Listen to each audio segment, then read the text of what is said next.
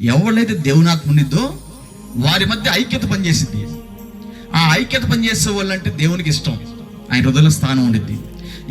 ఎవరిలో అయితే దేవుని ఆత్మ ఉండదో, ఏ కుటుంబంలో అయితే దేవుని ఆత్మ పనిచేయదో, ఏ సంఘంలో అయితే దేవుని ఆత్మ పనిచేయదో అక్కడ ఐక్యత ఉండదు.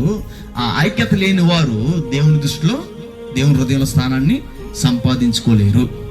హల్లెలూయా. ఎంతమందికి అర్థమైంది? కాబట్టి ఐక్యత కలిగేసి దేవుడంట మనుషులు కాదు, దేవుని ఆత్మ. మనలో దేవుని ఆత్మ ఉంటే ఐక్యత కలిగిద్ది, మనలో దేవుని ఆత్మ ఉంటే సమాధానం కలిగిద్ది, మనలో దేవుని ఆత్మ ఉంటే పరిశుద్ధత కలిగిద్ది. మనలో ఐక్యత లేదంటే, సంఘంలో ఐక్యత లేదంటే, సమాజంలో ఐక్యత లేదంటే, కుటుంబంలో ఐక్యత లేదంటే దేవుని ఆత్మ వాళ్ళు పనిచేయట్లా. ఆ ఆత్మ పనిచేయనప్పుడు వారికి దేవుని స్థానానికి, ఆయన దేవుని హృదయానికి స్థానం ఉండదు. కాబట్టి దేవుని హృదయంలో మనం స్థానం సంపాదించుకోవాలంటే ఐక్యత కలిగి ఉండాలి.